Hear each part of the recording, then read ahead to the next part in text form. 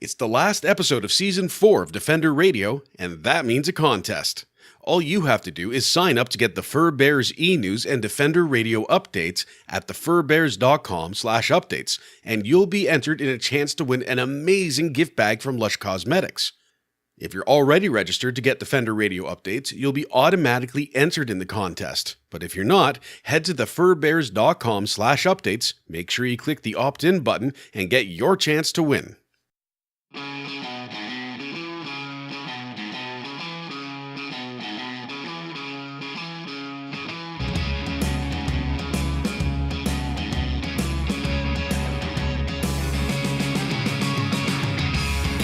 This is Defender Radio. Defender Radio is brought to you by the Association for the Protection of Fur-Bearing Animals. It's the week of October 30, 2017, and this is Michael Howie welcoming you to episode 452 of Defender Radio. Going green is a good idea. I don't think there's anyone who doesn't want to see a more sustainable world that lessens our impact on the planet, habitats, ecosystems, and individual animals, regardless of their political affiliations. But how to get there, and what will or won't work, remains controversial. Curbing greenhouse gas emissions elicits a highly politicized conversation, with sides across the spectrum using misinformation and disinformation to push for their own plans and undermine those of their opponents. The questions must become what actions are available and practical for all political parties. How can industries transform without costing working families their livelihoods? And what can we do as individuals on a day-to-day basis? To help talk about these important questions, Defender Radio was joined by an authority on the politics of going green, Elizabeth May, leader of the Green Party of Canada. We'll hear from Ms. May after this brief break. When I'm looking for a meal that satisfies my hunger and my ethics, I head to the Hearty Hooligan here in Hamilton. They have incredible vegan versions of egg salad, chicken salad, and tuna salad daily, as well as savory pies, including my favorite shepherd's pie pasty. They have amazing desserts and even locally roasted coffee in biodegradable cups. The Hearty Hooligan is definitely food worth rioting for. Check them out at 368 Main West in Hamilton, right by Locke Street, or find them on Facebook, Twitter, and Instagram, or online at theheartyhooligan.com. To start out, when we're talking about climate change, to be clear, there's no discussion to me that there is climate change. There's no discussion to me that we're responsible, and there's no discussion to me that it sucks. So, right. At times it feels overwhelming, though, when we're talking about this, particularly with policy. So where do we start with the environment and with climate change policy? I think the important thing is to make it less overwhelming. Let's break it down.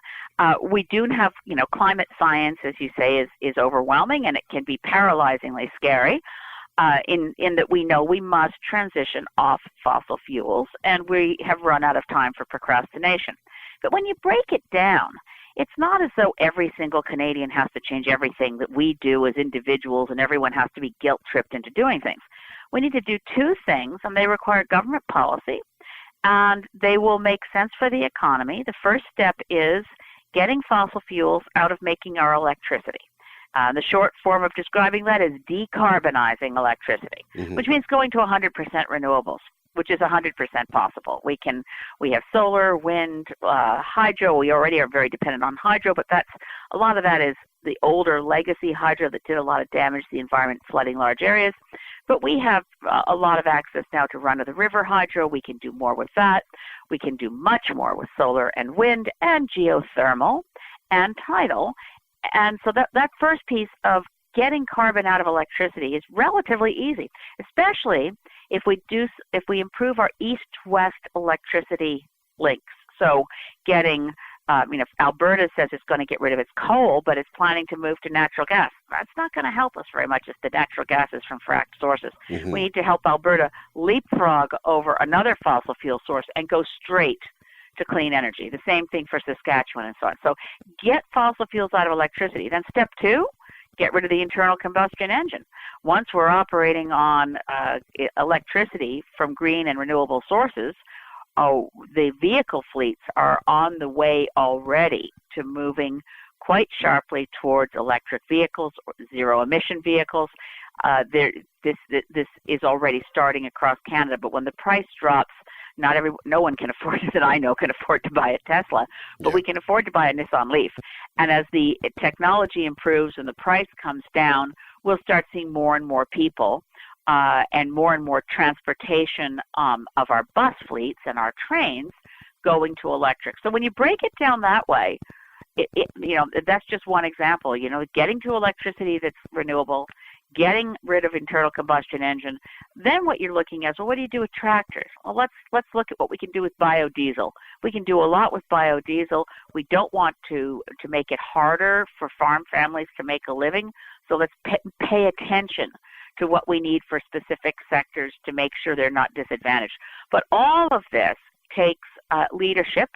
The leadership has to come from government and industry. But government has to set the signals because investors want to know where they should put their money to make money. And you need to send a signal to investors pretty quickly. You don't want to invest in converting coal plants to natural gas plants if in order to meet our carbon objectives, we're going to have to get rid of the natural gas plants within 20 years. So let's be clear on our objectives and set the targets so that investors can make sensible investments that make them money. Do we have to create policy then that effectively can force this? And that sort of feels like where we're at with some of it. When we talk about carbon taxes and things like that, you've got one side who says it's the first step, it's absolutely essential. And you've got another side that says this is the hill that we're going to die on.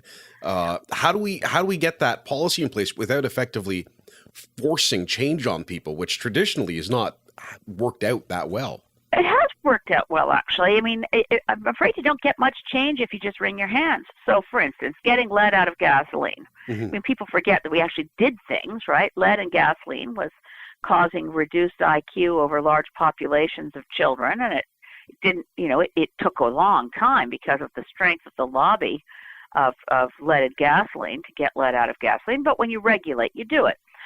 No Canadians suffered, saying, gee, I really love that lead in my gasoline. The anti-knock agents changed, but you still had anti-knock agents.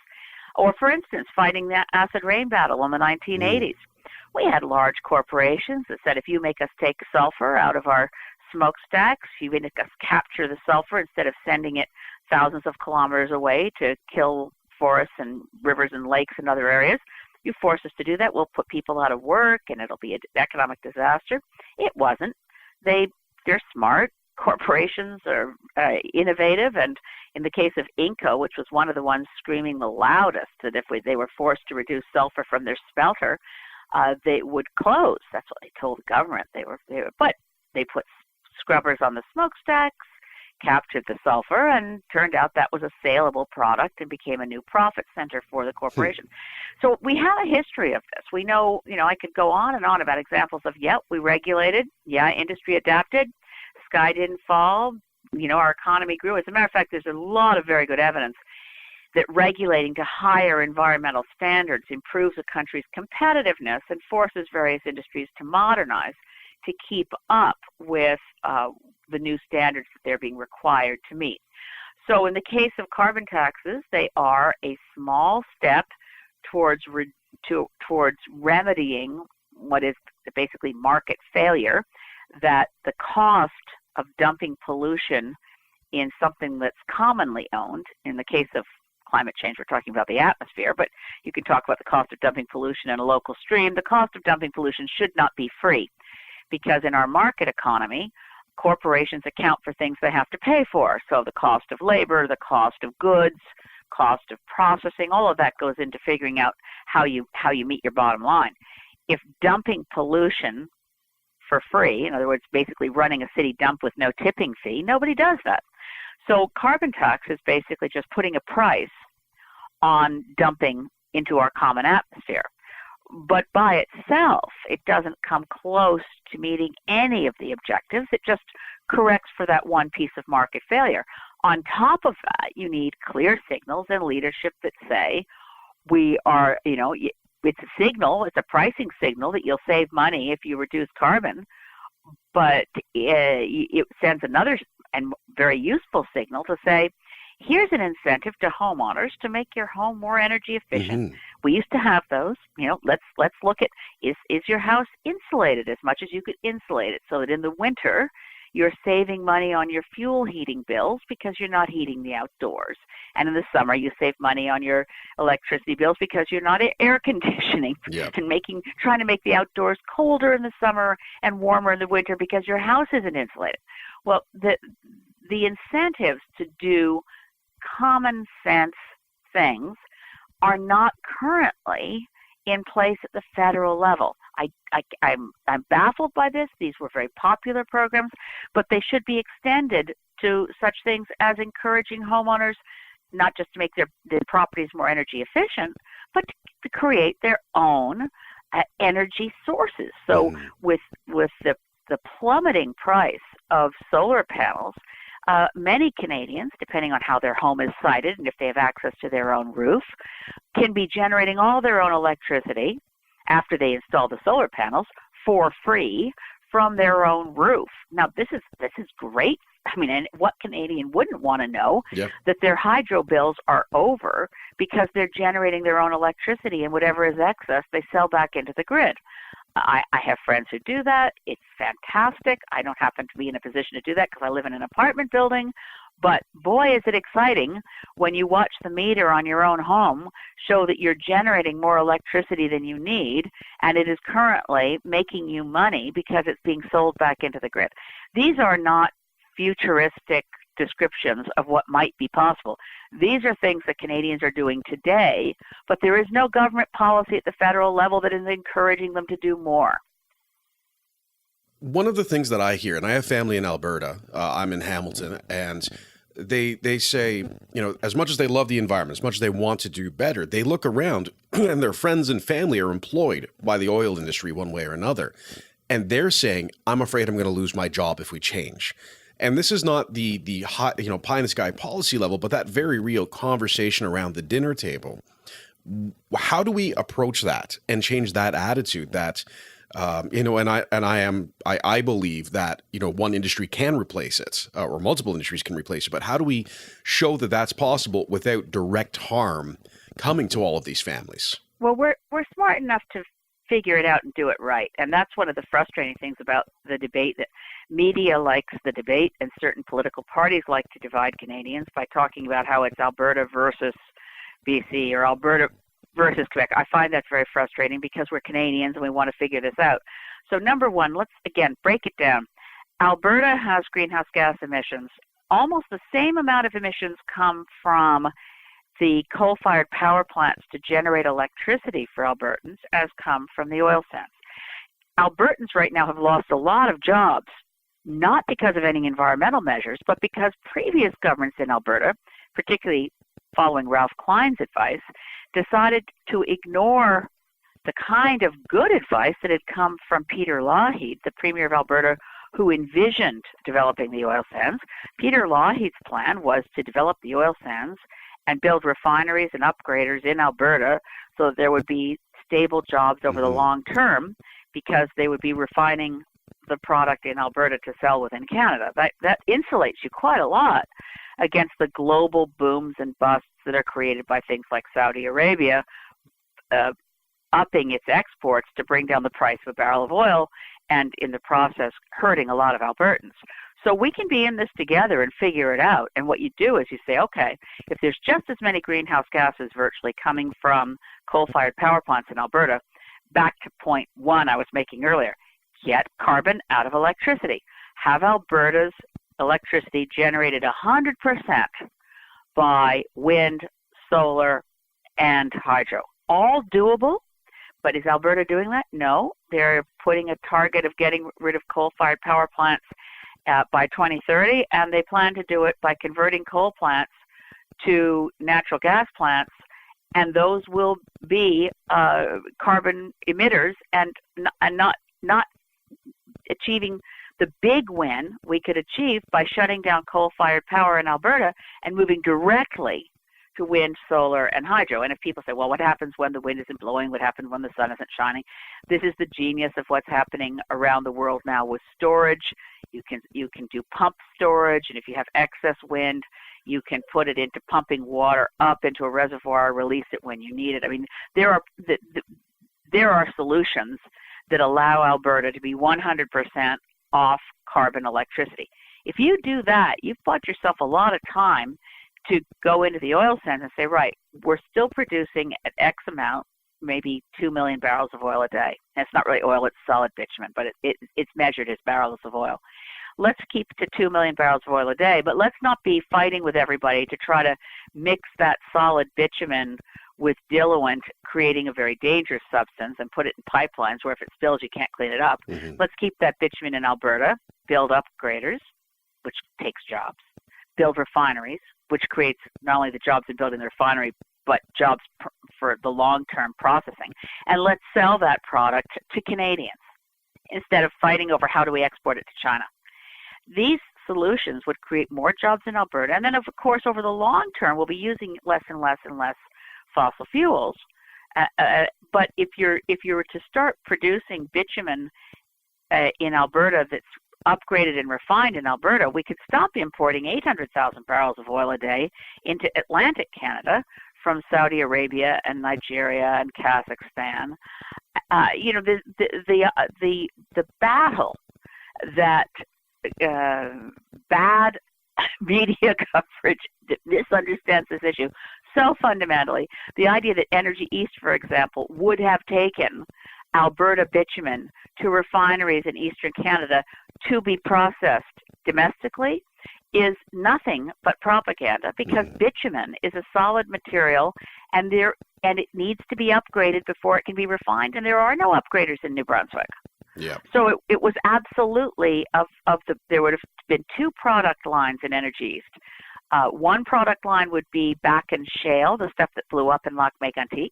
It can be refined in a refinery in New Brunswick, but that was a minority part of the product line that was proposed for Energy East.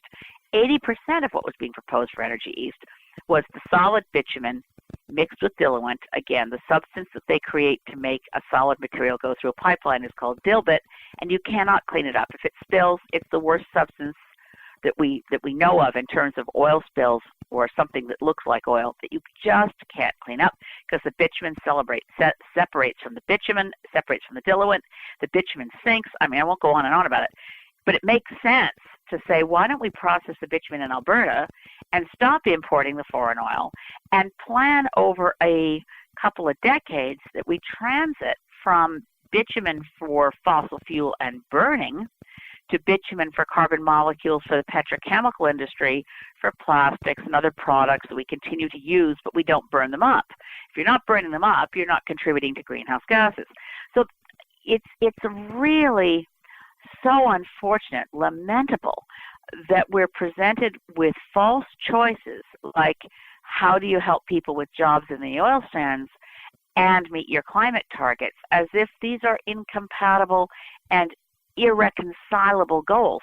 They are reconcilable. It just takes thinking like a country and figuring out, and it also takes actually not letting the transnational oil companies decide our energy policy, because the transnational oil companies don't want to build refineries in Canada.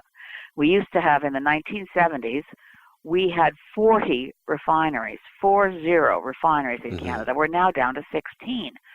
So there's a clear pattern here, and it's that the transnational, multinational oil companies have built refineries in other countries where labor is cheaper. And now they want us to dig a raw product out of the ground and ship it directly to where they've already built their refineries. Well, if we decide to keep it domestically and use it domestically until we've met our own energy needs before exporting, that's a choice Canadian policymakers can make, and transnationals can live with it. And I know we're pretty much out of time, so I want to ask one quick final question. And that's, as average Canadians, sitting here in Hamilton and asking these questions, sitting around the dinner table in Alberta, hanging out in an apartment building in Saanich, what can we do to make a real difference? What can we do to actually move this forward? Well, Canadians have tried and been successful in many ways. We have had successes. I'd say ratifying Kyoto was a success. Obviously, Stephen Harper pulling us out of it was a terrible loss. I tend to explain it in two ways. People often think about, what do I do for myself? I guess I'll drive less. That's important. I'll take the bus more. So shrinking your carbon footprint. But that isn't as enough, and really what's effective is expanding, growing your political footprint. So yes, by all means, pick one day a week and don't eat meat that day. Find ways that you reduce how often you're using your car or truck. But beyond that, tell your MP, tell your local newspaper. From Hamilton, they have got the Hamilton Spectator, also write the Toronto Star and the Globe and Mail and say, I am not willing to wait any longer for action on climate. I want to see more done. I want to see Justin Trudeau meet what he's promised us in living up to our Paris targets, and frankly, the target that Trudeau has now accepted, which is the same target left behind by Stephen Harper, is not consistent with what we promised to do at the Paris negotiations almost 2 years ago. So it's whatever message you want to send. Imagine yourself with a bullhorn that you're delivering your message municipally, provincially, and federally, and saying really clearly, I want to see action. We know there's jobs in fighting the climate crisis. We know we have a huge economic risk in ignoring the climate crisis. And by taking action now, we secure this nation for our kids and the planet for our kids. So advice is really speak up, be loud, get political. And I don't mean by that get involved with a particular political party. Just make sure people know that you want to see action. And then in your own life, do the things that are sensible. But don't beat yourself up because you end up having to take a car to work. Our system right now is hardwired to being car dependent, and that's the society we're in. But we can shift fast. Think about how fast it was that all of North America went from horse and buggy to Model T Ford. It happened very fast. And I predict that we're going to go from dirty electricity to clean electricity, and from driving around in fossil fuel dependent polluting vehicles to driving around in clean vehicles that don't rely on the internal combustion engine. And it can happen virtually in the blink of an eye. That's it for the show and the season, folks. I want to thank Ms. May for taking time while at the House of Commons for this interview. And as always, I want to thank you for listening. Remember to sign up for Defender Radio updates at thefurbears.com/updates for your chance to win an awesome gift bag from Lush Cosmetics. There will be a brief break in episodes while I begin recording for Season 5, but you can follow me on Facebook and Twitter at Defender Radio and on Instagram at Howie Michael to stay in touch and get some sneak previews. Defender Radio will return the week of November 13th. Until then, this is Michael Howie for Defender Radio reminding you to stay informed and stay strong.